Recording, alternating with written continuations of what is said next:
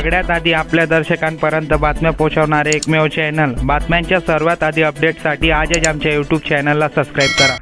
एक महत्त्वाची बातमी, लाडकी बहीण योजनेला मुंबई उच्च न्यायालयामध्ये आव्हान देण्यात आलंय। लाडकी बहीण योजना का, तर हा करदात्यांच्या पैशांचा अपव्यय आहे।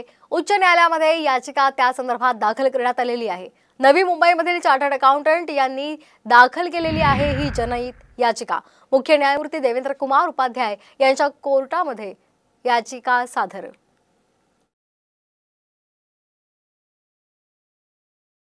आपण बघतोय की लाडकी बहीण योजनेच्या विरोधात मुंबई उच्च न्यायालयात एक जनहित याचिका दाखल करण्यात आलेली आहे। नवी मुंबईच्या चार्टर्ड अकाउंटंटनी ही याचिका दाखल केलेली आहे आणि ही जी योजना आहे तो म्हणजे लोकांच्या पैशाचा गैरवापर आहे असा दावा या याचिकेत करण्यात आलेला आहे। आताच काही वेळापूर्वी मुंबई उच्च न्यायालयात या याचिकेवरती सुनावणी पार पडलेली आहे आणि तात्काळ सुनावणी घेण्यास उच्च न्यायालयाने नकार दिल्यामुळे कुठे ना कुठे राज्य सरकारला दिलासा मिळाल्याचं आपल्याला म्हणावं लागेल।